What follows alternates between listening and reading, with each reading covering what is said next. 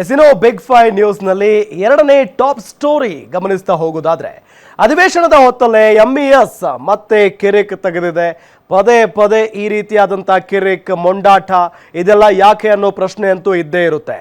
ಕಾಲು ಕೆರ್ಕೊಂಡು ಗಲಾಟೆಗೆ ಬರ್ತಾ ಇದ್ದಾರೆ ಮರಾಠಿಗರು.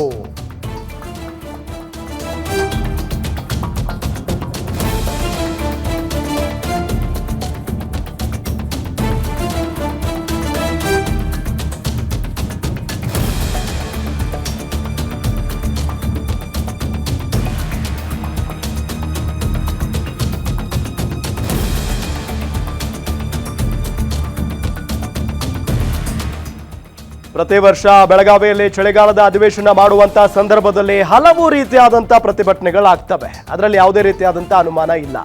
ಆದರೆ ಈ ಎಂಇಎಸ್ ಪುಂಡಾಟ ಯಾಕೆ ಅನ್ನೋ ಪ್ರಶ್ನೆ ಅಂತೂ ಇದ್ದೇ ಇರುತ್ತೆ. ಮಹಾರಾಷ್ಟ್ರಕ್ಕೆ ರಾಜ್ಯದ ಬಸ್ ಸಂಚಾರ ಸ್ಥಗಿತ ಆಗಿದೆ.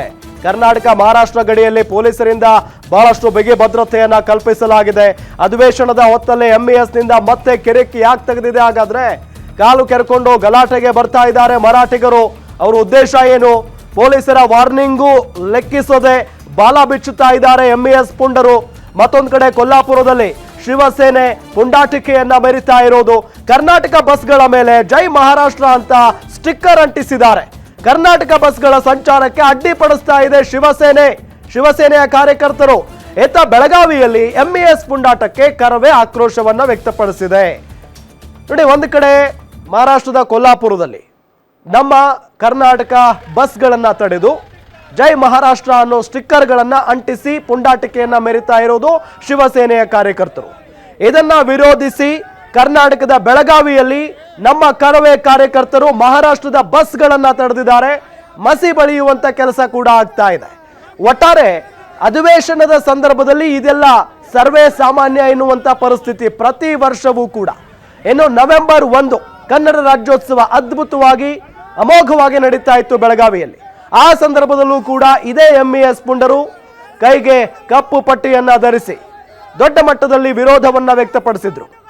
ಆ ಸಂದರ್ಭದಲ್ಲೂ ಕೂಡ ನಮ್ಮ ರಾಜ್ಯ ಸರ್ಕಾರ ಕಣ್ಣು ಮುಚ್ಚಿ ಕುಳಿತಿತ್ತು. ಅದಾದ ನಂತರ ಈಗ ಇಡೀ ರಾಜ್ಯ ಸರ್ಕಾರ ಬೆಳಗಾವಿಯಲ್ಲಿದೆ, ವಿಪಕ್ಷಗಳು ಬೆಳಗಾವಿಯಲ್ಲಿದ್ದಾವೆ. ಈ ಸಂದರ್ಭದಲ್ಲೂ ಕೂಡ ಎಂಇಎಸ್ ಪುಂಡರ ಹಾವಳಿ ಜಾಸ್ತಿ ಆಗಿರೋದು. ಹಾಗಾದ್ರೆ ಎಂಇಎಸ್ ನ ಬಾಲ ಕಟ್ ಮಾಡೋ ತಾಕತ್ತು ಸರ್ಕಾರಕ್ಕಿಲ್ವಾ? ಇದು ಇಡೀ ಕರುನಾಡಿನ ಜನ ಪ್ರತಿ ಬಾರಿಯೂ ಕೂಡ ಪ್ರಶ್ನೆ ಮಾಡ್ತಾರೆ. ಯಾಕೆ ಎಂಇಎಸ್ ಪುಂಡರು ಏನೇ ಮಾಡಿದ್ರೂ ಕೂಡ ಸಹಿಸಿಕೊಂಡು ಹೋಗ್ತಾ ಇದ್ದಾರೆ? ಸರ್ಕಾರದವರು, ಯಾವುದೇ ಸರ್ಕಾರ ಬರಲಿ, ಬಿಜೆಪಿ ಬರಲಿ, ಕಾಂಗ್ರೆಸ್ ಇರಲಿ ಅಥವಾ ಜೆಡಿಎಸ್ ಇರಲಿ, ಯಾವುದೇ ಸರ್ಕಾರ ಇದ್ರೂ ಕೂಡ ಎಂಇಎಸ್ ಪುಂಡರ ಪುಂಡಾಟಿಕೆ ಜಾಸ್ತಿ ಇದ್ದೇ ಇರುತ್ತೆ. ಈ ಬಾರಿಯೂ ಕೂಡ ಕಾಂಗ್ರೆಸ್ ಸರ್ಕಾರ ಇದೆ, ಎಂಇಎಸ್ ಪುಂಡಾಟಿಕೆಗೆ ಬ್ರೇಕ್ ಹಾಕ್ತಾರೆ ಅನ್ನೋ ನಿಟ್ಟಿನಲ್ಲಿ ನೋಡಿದ್ರೆ ಏನೇನೂ ಇಲ್ಲ.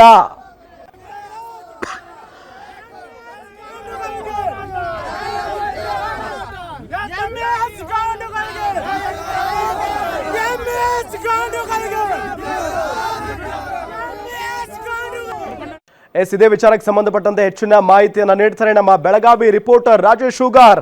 ಬೆಳಗಾವಿಯಿಂದ ನೇರ ಸಂಪರ್ಕದಲ್ಲಿ ಜಾಯ್ನ್ ಆಗಿದ್ದಾರೆ. ರಾಜೇಶ್, ಇದು ಈ ಬಾರಿ ಮಾತ್ರ ಅಲ್ಲ, ಪ್ರತಿ ಬಾರಿಯೂ ಕೂಡ ಎಂಇಎಸ್ ಪುಂಡರ ಪುಂಡಾಟಿಕೆ ಜಾಸ್ತಿ ಆಗ್ತಾನೆ ಇರುತ್ತೆ. ಇವತ್ತು ಯಾವ ರೀತಿಯಾಗಿ ಪ್ರತಿಭಟನೆ ಮಾಡಿದ್ರು? ಏನು ಉದ್ದೇಶ ಅವರದ್ದು?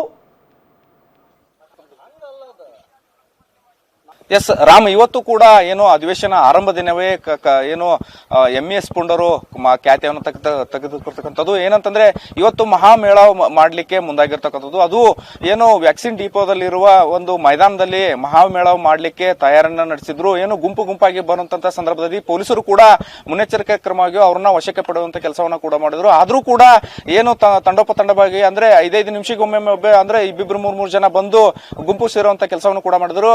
ಇದಕ್ಕೆ ತಕ್ಕ ಪೊಲೀಸರು ಕೂಡ ಒಂದು ರೀತಿಯಲ್ಲಿ ಅವ್ರನ್ನ ವಶಕ್ಕೆ ಪಡೆದು ಕರ್ಕೊಂಡು ಹೋಗುವಂತ ಕೆಲಸವನ್ನು ಕೂಡ ಮಾಡಿದ್ದಾರೆ. ಇದೇ ನಿಟ್ಟಿನಲ್ಲಿ ಕರವೇ ಕಾರ್ಯಕರ್ತರು ಕೂಡ ಅವರಿಗೆ ಅಲ್ಲಿ ಬರ್ಲಿಕ್ಕೆ ಅವಕಾಶವನ್ನು ಮಾಡಿಕೊಟ್ಟ ನಿಟ್ಟಿನಲ್ಲಿ ನಾವು ಕೂಡ ಅದೇ ವ್ಯಾಕ್ಸಿನ್ ಡಿಪೋ ಅಂತ ಮೈದಾನಕ್ಕೆ ಹೋಗ್ತೀವಿ, ಅವರಿಗೆ ಕಪ್ಪು ಮಸಿಯನ್ನ ಬೆಳಲಿಕ್ಕೆ ತಯಾರಾಗ್ತೀವಿ ಅನ್ನೋ ನಿಟ್ಟಿನಲ್ಲಿ ಅವರು ಕೂಡ ಘೋಷಣೆ ಕೂಗ್ತಾ ಬಂದ್ರು. ಆದ್ರೂ ಅವರನ್ನು ಕೂಡ ವಶಕ್ಕೆ ಪಡೆದುಕೊಂಡ್ರು. ನಂತರ ಯಾವಾಗ ಇದು ಇಬ್ಬರ ನೋಡಿ ಅಂದ್ರೆ ತಿಕ್ಕಾಟ ಜಾಸ್ತಿ ಆಯ್ತು, ಈ ನಿಟ್ಟಿನಲ್ಲಿ ಅಥಣಿಯಲ್ಲಿ ಅಂತಂದ್ರೆ ಏನು ಮಹಾರಾಷ್ಟ್ರದ ಬಸ್ಗಳಿಗೆ ಜೈ ಕರ್ನಾಟಕ ಅಂತ ಏನು ಫಲಕ ಹಾಕಿ ಅಲ್ಲಿ ಘೋಷಣೆಯನ್ನ ಕೂಗ್ತಾ ಇದ್ರೆ, ಇನ್ನೊಂದು ಕಡೆ ಅಂದ್ರೆ ಮಹಾರಾಷ್ಟ್ರದ ಕೊಲ್ಲಾಪುರದಲ್ಲಿ ಅಲ್ಲಿ ಶಿವಸೇನೆಯ ಮುಖಂಡರು ಕರ್ನಾಟಕದ ಬಸ್ಗಳಿಗೆ ಜೈ ಮಹಾರಾಷ್ಟ್ರ ಅಂತ ಏನೋ ಕಪ್ಪು ಮಸಿ ಬೆಳೆದು ಅಲ್ಲಿ ಆಕ್ರೋಶವನ್ನು ಕೂಡ ಹೊರಹಾಕಿದ್ರು. ಈ ನಿಟ್ಟಿನಲ್ಲಿ ಸಾಕಷ್ಟು ಕನ್ನಡ ಪರ ಹೋರಾಟಗಾರರು ಕೂಡ ಇದರಿಂದ ಸಾಕಷ್ಟು ಆಕರ್ಷಣೆಗೊಂಡು ನಂತರ ಏನಂತಾರೆ ಇಲ್ಲಿ ಕೆಲವು ಮರಾಠಿ ನಾಮ ಫಲಕಗಳನ್ನ ಹರಿದು ಹಾಕುವಂತ ಕೆಲಸವನ್ನು ಕೂಡ ಮಾಡಿದ್ರು. ಅಲ್ಲದೆ ಏನು ಮಹಾರಾಷ್ಟ್ರದ ಬಸ್ಗಳಿಗೆ ಏನು ಜೈ ಕರ್ನಾಟಕ ಅನ್ನೋ ಫಲಕವನ್ನು ಹಾಕುವ ಮೂಲಕ ಆಕ್ರೋಶವನ್ನು ಹೊರಗಾಕಿದ್ರು. ಈ ನಿಟ್ಟಿನಲ್ಲಿ ಸಾಕಷ್ಟು ಒಂದು ರೀತಿಯಲ್ಲಿ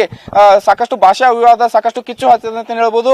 ಮೊದಲ ದಿನವೇ ಇವತ್ತು ಇಷ್ಟು ಏನಂತಂದ್ರೆ ಎರಡು ಅಂದ್ರೆ ಈ ಕಡೆ MES ಹಾಗೂ ಮತ್ತು ಕರ್ವೇನ್ ಎರಡೂ ಕಡೆನೂ ಕೂಡ ಪ್ರತಿಭಟನೆ ಕೂಡ ಸಾಕಷ್ಟು. ಆದ್ರೆ ಸರ್ಕಾರ ಈವರೆಗೂ ಕೂಡ ಅಂದ್ರೆ ಪ್ರತಿ ವರ್ಷ MES ಕರಾಳ ದಿನಾಚರಣೆ ಹಾಗೂ ಮಹಾಮೇಳವ ಮಾಡುತ್ತಿದ್ರು ಕೂಡ ಅವ್ರಿಗೆ ಯಾವುದೇ ರೀತಿಯ ಅನುಮತಿಯನ್ನ ನೀಡಲ್ಲ. ಆದ್ರೂ ಕೂಡ ಅವರು ಬೇಕಂತಲೇನೆ ಕನ್ನಡಿಗರನ್ನ ಕೇಳಿಸ್ಲಿಕ್ಕೆ ಮುದ್ದಾಮ ಬಂದು ಪ್ರತಿಭಟನೆ ಮಾಡುವಂತದ್ದು, ಮಹಾಮೇಳವ ಮಾಡುವಂತದ್ದು ಕೆಲಸವನ್ನ ಮಾಡ್ತಾರೆ. ಅದನ್ನ ಏನು ಈಗಿನ ಕನ್ನಡ ಪರ ಹೋರಾಟಗಾರರು ಕೂಡ ಹೇಳ್ತಾ ಇರೋದು MES ಅನ್ನ ಸಂಪೂರ್ಣವಾಗಿ ಬ್ಯಾನ್ ಮಾಡಬೇಕು ನಿಟ್ಟಿನಲ್ಲಿ ಸಾಕಷ್ಟು ಮನವಿ ಕೂಡ ಸರ್ಕಾರಕ್ಕೆ ಮಾಡಿದ್ರು ಕೂಡ ಇಲ್ಲಿವರೆಗೂ ಬ್ಯಾನ್ ಮಾಡಿಲ್ಲ. ಆದ್ರೆ ಮುಂದಿನ ದಿನಗಳಲ್ಲಿ ಬ್ಯಾನ್ ಮಾಡ್ತಾರೆ ಅನ್ನೋದು ಕೂಡ ಕಾದ್ ನೋಡ್ಬೇಕು Ram. Okay Rajesh, thank you ತಮ್ಮೆಲ್ಲ ಮಾಹಿತಿಗಾಗಿ.